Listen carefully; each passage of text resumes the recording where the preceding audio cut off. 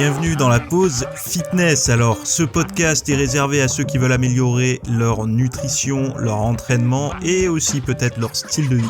Donc pour tous ceux qui me suivent depuis quelques temps déjà, vous pouvez me laisser une petite évaluation sur la plateforme de podcast de votre choix. C'est ce qui m'aide le plus. Allez, on démarre l'épisode.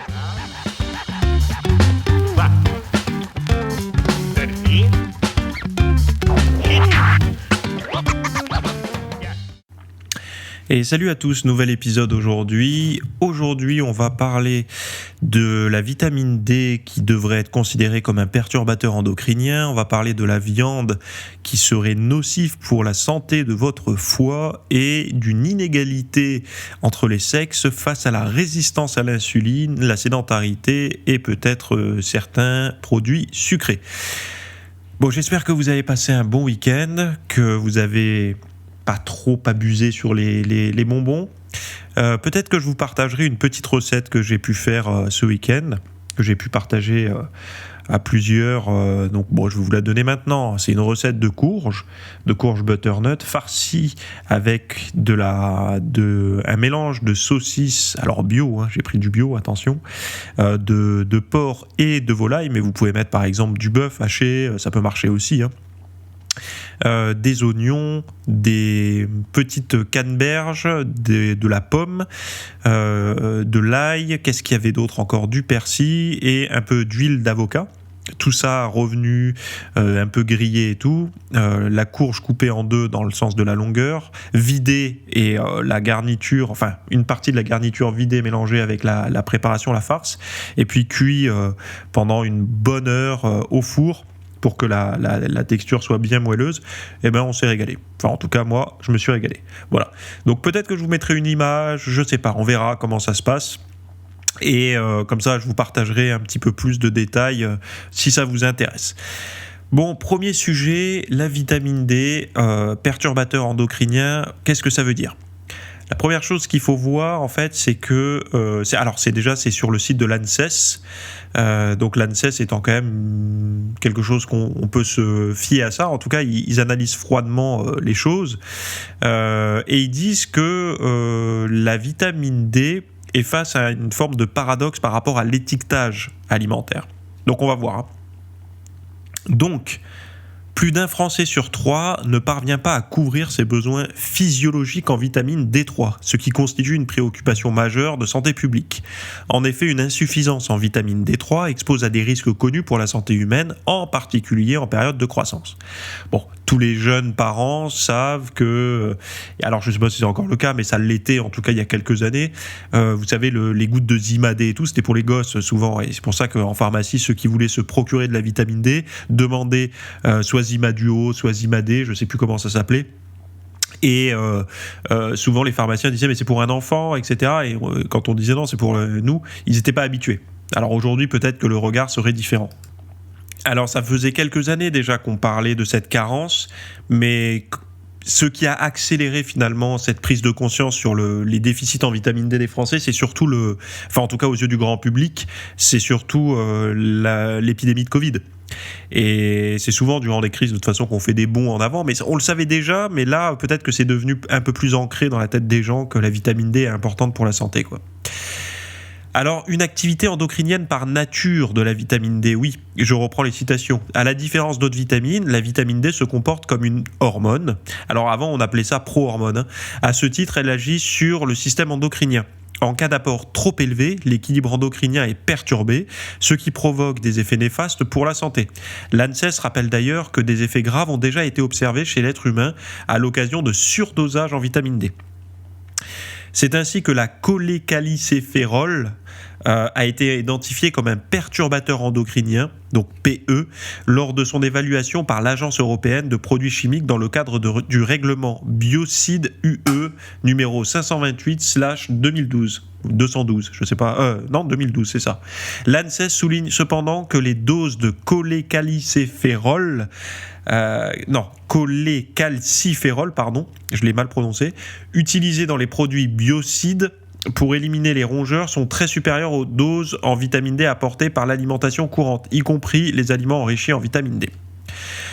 Alors une information qui contribuerait à aggraver l'insuffisance d'apport existant, c'est là où naît le paradoxe en fait. Donc la loi anti-gaspillage et économie circulaire, dite loi AGEC, prévoit d'informer le consommateur de la présence d'un produit de toute substance considérée comme perturbateur endocrinien. À l'issue de son expertise, l'agence estime que l'identification du cholécalciférol comme perturbateur endocrinien sur les étiquettes ou autres dispositions d'information équivalentes des produits alimentaires contribuerait à donner une perception erronée du risque et pourrait détourner certaines personnes de la consommation d'aliments contenant de la vitamine D. Cet affichage pourrait donc accentuer l'insuffisance de la couverture des besoins nutritionnels en vitamine D. Donc selon l'étude 1K-INCA3, l'apport alimentaire moyen en vitamine D dans la population française adulte est de 3,1 UG par jour chez l'adulte de 18 à 79 ans, bien en dessous de l'apport satisfaisant établi à 15 UG par jour. À l'instar de la vitamine D, l'agence souligne que d'autres nutriments comme l'iode sont susceptibles de présenter des effets délétères par perturbation du système endocrinien à forte dose, alors qu'ils sont bénéfiques pour la santé humaine aux doses nutritionnelles. Elle est donc également défavorable au fait de les inclure dans les listes des substances perturbateurs endocriniennes devant faire l'objet d'un affichage pour les produits alimentaires. En fait, ce qui est en train de se passer, c'est que ce qui est toujours intéressant, c'est de voir que ils se basent sur le fait que les gens soient cons, en fait. Mais bon, peut-être, hein, j'en sais rien, moi. Mais bon, eux, ce sont les scientifiques et tout ça. De dire que en fait, on n'arrive pas à jauger le bénéfice-risque, donc du coup, mieux vaut ne pas prévenir. Donc on préfère ne pas informer plutôt que d'informer et donc du coup de faire peur aux gens. Ce qui n'est pas une mauvaise stratégie, hein, j'imagine. Mais c'est vrai que c'est là où ça devient paradoxal, parce que qu'est-ce qu'il va y avoir après ? Là, aujourd'hui, c'est pour la vitamine D. Il y a une carence, etc. Bon, de dire que d'un produit, je ne sais pas, par exemple, on va prendre du saumon ou peu importe, parce que, bon voilà, et on va dire perturbateur endocrinien parce que vitamine D. Alors, j'imagine que c'est quand ils l'enrichissent, hein, c'est pas forcément sur les produits bruts, hein. Eh ben les gens, le mot perturbateur endocrinien est tellement connoté négativement aujourd'hui que les gens vont passer à côté. Moi, personnellement, je vois perturbateur endocrinien, je pense directement à cancer du sein, par exemple, hein. Donc, du coup, on se dit non. Alors que ce sont dans des doses certainement trop élevées, et parce que c'est le mécanisme qui est semblable. Pareil pour l'iode. Et c'est là où ça devient compliqué, parce que si des produits contenant de la vitamine D ne sont pas étiquetés comme perturbateurs endocriniens de manière légitime, hein, je suis d'accord avec ça, hein. Qui va réclamer le même traitement ?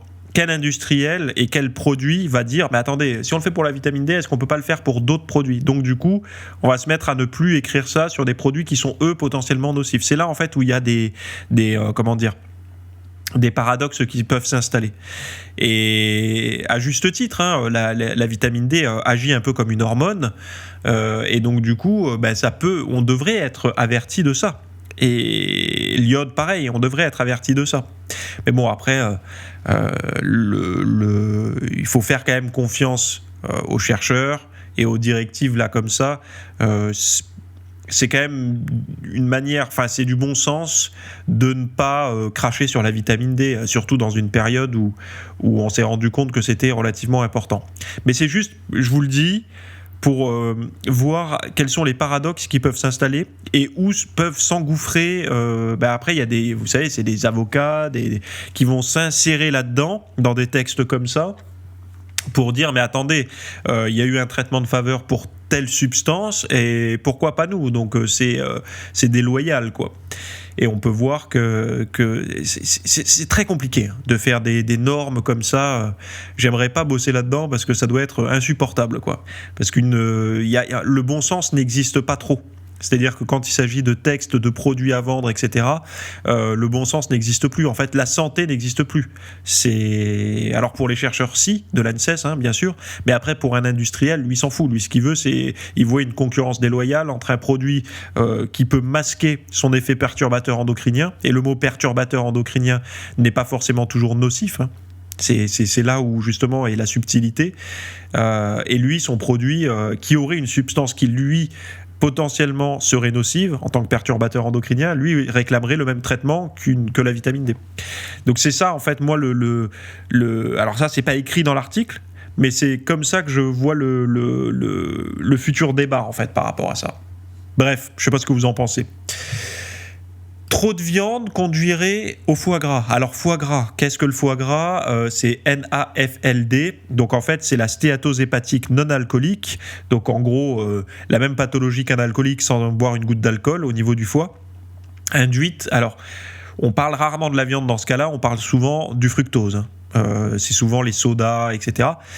Donc la stéatose hépatique non alcoolique, NAFLD, est une affection sérieuse du foie qui se traduit par une infiltration graisseuse pouvant évoluer vers une forme plus grave appelée la NASH, avec fibrose et risque de cirrhose ou de cancer. Donc c'est un article de Marie-Céline Ray sur lanutrition.fr qui a exploré, enfin pas elle, mais elle partage une recherche, un travail de chercheurs sur ça, sur le lien entre la viande et la maladie du foie gras.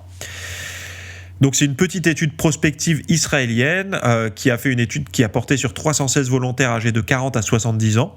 Donc la consommation de viande était considérée comme élevée, c'est pour ça que je l'ai surligné, élevée à partir de 88,2 grammes par jour chez les femmes et de 122,9 grammes par jour chez les hommes. Donc ce sont des doses que vous pouvez assez facilement consommer si vous faites du sport. Donc les résultats, donc évidemment que si vous faites du sport, ne vous mettez pas forcément là-dedans immédiatement. Résultat, les personnes qui consommaient constamment beaucoup de viande avaient un risque 2,55 fois supérieur d'apparition et ou de persistance d'une maladie de foie gras là, que celles qui en consommaient peu. Une association similaire a été montrée pour une consommation constamment élevée de viande rouge et ou viande transformée. Donc là, c'est supérieur ou égal à 16,3 grammes par jour pour une femme et supérieur ou égal à 37,2 par jour pour un homme. Donc ça, c'est systématique, c'est-à-dire tous les jours. Une consommation constamment élevée de viande rouge et ou de viande transformée est associée à un risque près de 5 fois plus élevé de fibrose par rapport à une consommation constamment faible. Donc si c'est confirmé, le lien entre consommation élevée de viande et de maladie de foie gras pourrait s'expliquer par des teneurs élevées en graisses saturées et en cholestérol, en fer héminique et par l'apparition de composés toxiques au cours de la cuisson, tels que les produits de glycation avancée, AGE, ou les amines hétérocycliques. De plus, trop de viande peut altérer l'équilibre et la diversité du microbiote et conduire à l'apparition et la progression de la maladie du foie gras. Enfin, les conservateurs, nitrites ou nitrates utilisés dans la transformation de la viande sont associés à la maladie de foie gras et à la fibrose hépatique. Donc voilà, là la viande, on a quelque chose de concret sur déjà la différence entre viande et viande rouge et viande transformée. Donc on voit bien que viande rouge et viande transformée sont plutôt mis dans une catégorie et les autres viandes dans une autre catégorie. On voit bien que la consommation élevée, c'est supérieur à 88,2 grammes par jour pour les femmes et 122,9 grammes par jour pour les hommes. Moi, il m'arrive des jours où je mange pas du tout de viande, je vous en ai déjà parlé dans pas mal de podcasts. Je passe des jours à manger du poisson, des œufs, parfois même un peu de protéines végétales couplées. Et donc la viande n'est pas systématique. Donc moi, de toute façon, par précaution, je vous inviterai toujours à vous tourner vers une approche diététique de type méditerranéenne que vous pouvez adopter plus ou moins en rédigeant les glucides ou pas si vous avez besoin comme moi de moduler votre tour de taille. Mais si vous avez un doute sur une approche alimentaire, essayez de vous rapprocher de l'approche méditerranéenne qui inclut des fruits de mer, des poissons pour les sources de protéines. Donc ça va être plutôt les fruits de mer, les poissons et les protéines végétales. Voilà. Donc ça, voilà, c'est dit. Je pense que ça va être repris, ça va être appuyé pour justement les problématiques liées à la viande. Mais faites attention à l'utilisation en fait de ces données-là. Là, on ne parle pas de sportifs. On ne prend pas des gens qui font 100 kilos développés couchés en série. Non. Là, ce sont des gens, des volontaires qui ont été choisis. Donc, prenez toujours du recul. Quand vous créez une demande au sein d'un organisme, c'est-à-dire par exemple une demande protéique parce que vous vous entraînez très intensément, vos besoins ne sont plus les mêmes qu'une personne tirée au hasard comme ça dans la rue. Parce que vous avez peu de chances de tomber sur quelqu'un qui fait la même chose que vous, qui pousse des poids, etc. toute la journée. Enfin, pas toute la journée, mais toute l'année plutôt. Voilà, donc toujours mettre un petit peu de nuance et de subtilité dans ce que vous êtes en train de lire et d'entendre, parce que sinon on se retrouve avec attention, il ne faut plus manger de viande, Il faut regarder qui peut, en fait. La viande existe, qui peut la consommer. Alors, est-ce que ça ne deviendrait pas un privilège pour le sportif ? Un petit peu, est-ce qu'on a eu d'autres cas comme ça de figure ? Moi, j'en parlais dans le podcast et même dans des cours, mériter ses glucides. Vous savez, qui plus qu'un sportif peut s'autoriser de manger souvent des glucides ou des sucres, etc. Si on regarde bien, on prend beaucoup de recul.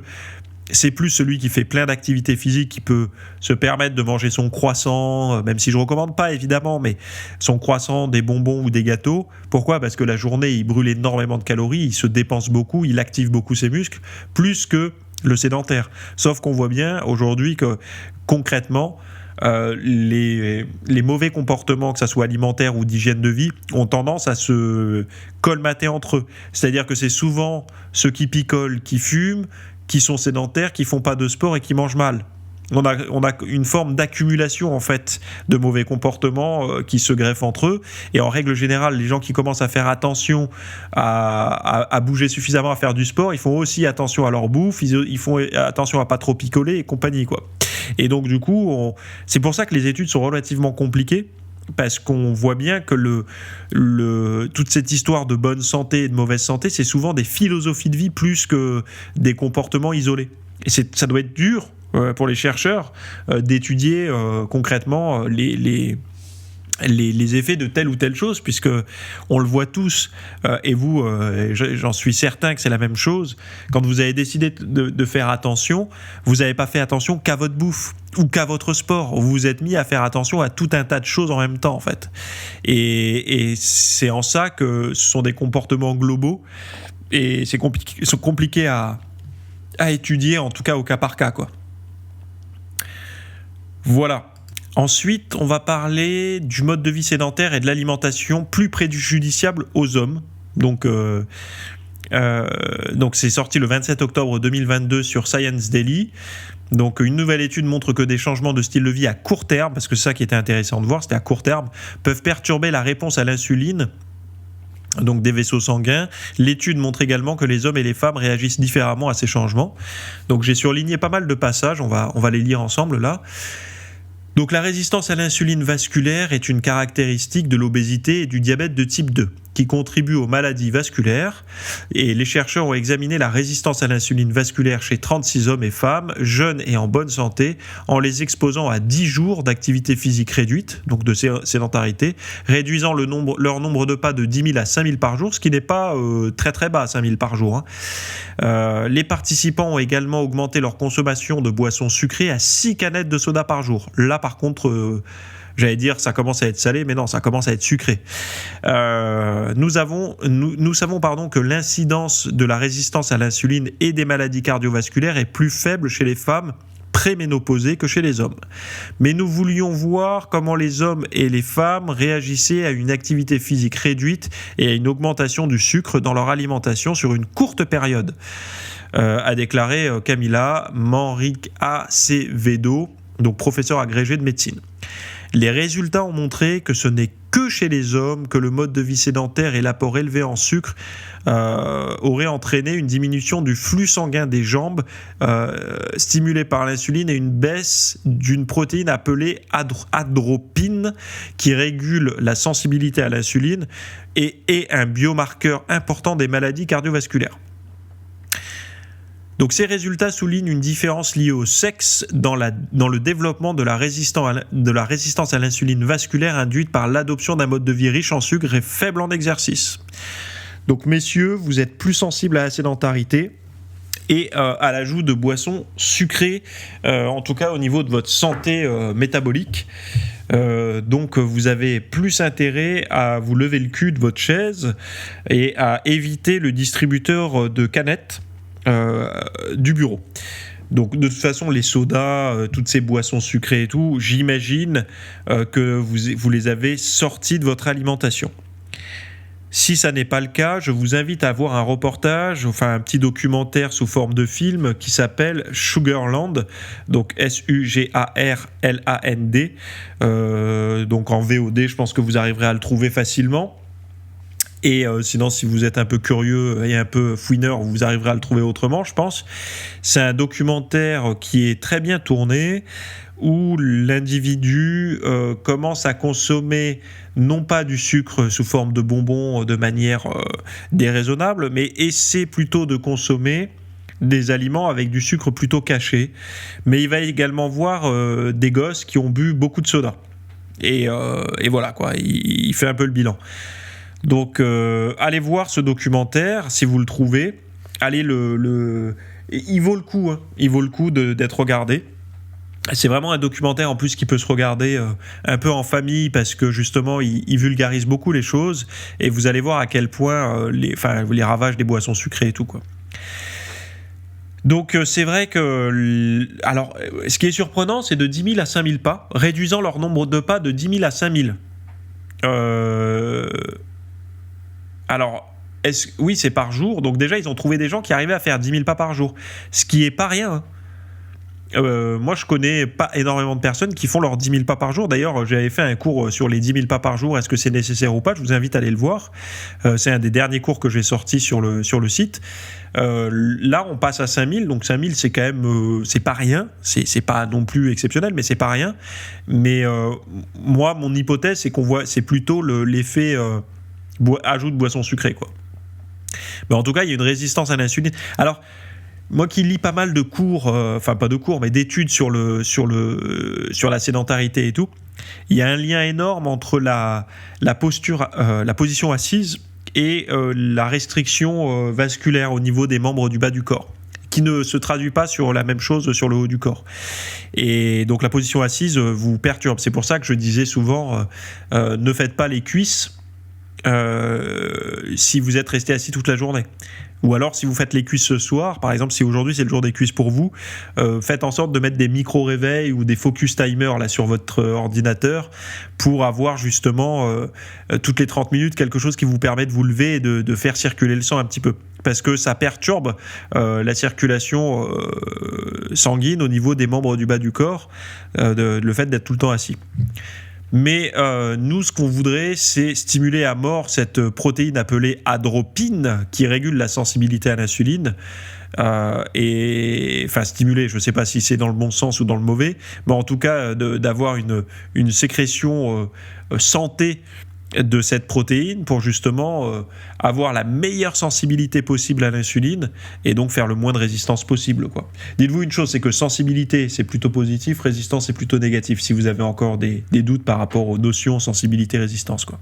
Pour faire simple, en fait, quand vous avez une bonne sensibilité, ça veut dire que vous avez des facilités à capter le glucose très facilement dans votre circulation.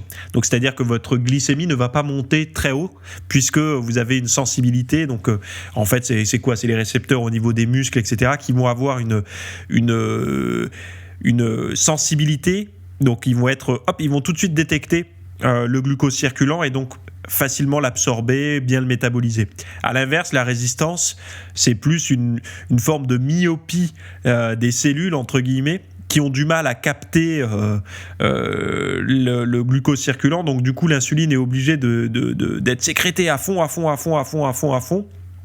pour justement que les cellules puissent voir ce glucose et pouvoir le métaboliser correctement.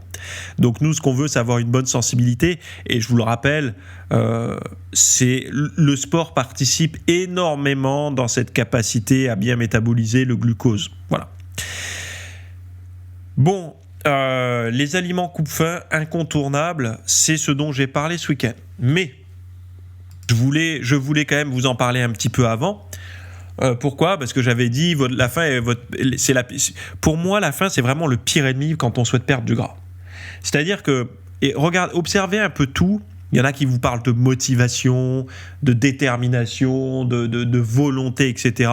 Mais globalement, même sans motivation, même sans volonté, demain, si je vous supprime votre appétit, c'est-à-dire votre appétit et votre gourmandise, avouons que c'est ultra simple de suivre un régime. Puisque ce qui vous fait sortir de votre régime, c'est pas une absence de motivation, même si c'est lié.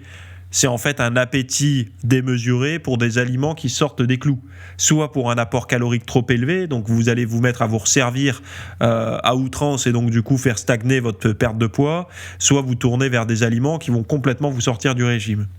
Donc si on vous supprime la faim ou si on la réduit, on a de grandes chances de vous faire réussir votre perte de graisse. Moi en tout cas c'est le cas. Évidemment si je souffre pas de la faim d'une manière déraisonnable toute la journée, j'aurai beaucoup plus de chances de perdre du gras que si j'ai faim tout le temps. Et je préfère nuancer un petit peu mes propos puisque je trouve tout de même que d'avoir faim de temps en temps dans la journée, c'est quand même un marqueur d'un régime qui fonctionne. Vous savez, on a tendance à voir la faim comme l'ennemi juré. Moi, j'aime bien le voir comme un petit allié quand je suis au régime, qui m'indique que tout de même, je suis quand même dans une phase où je demande à mon corps d'aller se débrouiller un peu autrement qu'en attendant que je le remplisse par l'aide de mon frigo ou de mes placards. Donc il va se débrouiller autrement, il déclenche la faim, ce qui m'indique qu'il faut que j'aille manger, mais si je ne l'écoute pas, il va se dire bon, il n'a pas l'air de m'entendre, donc il faut que j'aille puiser de l'énergie ailleurs. Grossièrement, c'est ça. Donc la faim de temps en temps dans la journée, il faut être capable de la tenir un petit peu. Mais par contre, de l'avoir tout le temps, ça c'est pas tenable, parce que tôt ou tard, les premiers jours du régime, vous y arriverez parce que vous avez la volonté au maximum, mais au bout d'une semaine, 2 semaines, 3 semaines de régime, la volonté, vous en avez plus, et ça devient une orgie alimentaire. À 22h, vous vous mettez à défoncer vos frigos. Donc c'est des fringales que vous pouvez avoir à 10h du matin, à 17h, à 22h. Donc on est tous différents par rapport à ça. Il y en a, ça va être le chocolat de fin de soirée, ou d'autres ça va être le petit goûter un peu trop calorique, d'autres ça va être la collation à 10h, peu importe, où ils vont craquer, ils vont avoir du mal à se réfréner.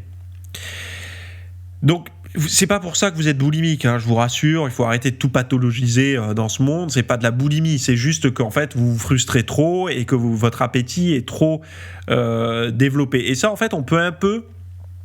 Alors, c'est pas...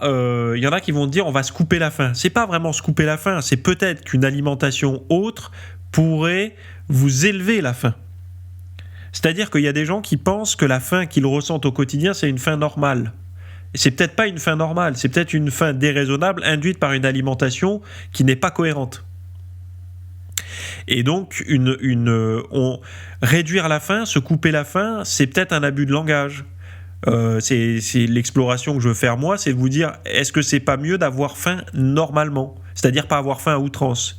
Et cette faim normale, donc ce qu'on pourrait dire de se couper un petit peu la faim par rapport à maintenant, c'est de travailler sur plusieurs points. Et c'est ce que j'ai fait ce week-end en vous proposant un cours pour justement les personnes qui sont gourmandes et qui ont du mal à se discipliner, qui ont du mal à réguler leur appétit sans que ça crée des frustrations démesurées, comme je disais tout à l'heure. Donc moi je vais vous éviter de vous suralimenter sans souffrir de la faim. Donc c'est vraiment quelque chose de relativement simple à faire, hein. Vous allez voir, c'est de l'hygiène de vie, du style de vie. On va parler exactement des mécanismes du coupe-faim, de quels aliments, de quelles substances, de quels comportements peuvent vous couper la faim. Les composés bioactifs qui marchent vraiment, parce que vous avez déjà entendu par exemple que les graisses pourraient couper la faim, que les fibres pourraient couper la faim, que les protéines pourraient couper la faim, mais on parle assez peu des mécanismes profonds. Et c'est ça qui est intéressant. Parce que peut-être que ce sont des mécanismes qu'on retrouve ailleurs et qu'on pourrait justement titiller dans d'autres domaines pour justement ne plus avoir faim. Donc tout ça, on va en parler. Vous aurez les trucs et astuces, vous aurez justement toutes les notes en PDF et le cours en vidéo. Donc si ça vous intéresse de vous couper la faim, là justement, après une période d'Halloween où vous avez peut-être un peu abusé sur les sucreries et tout, c'est le bon moment. Et justement aussi en prévoyance, ça se dit ?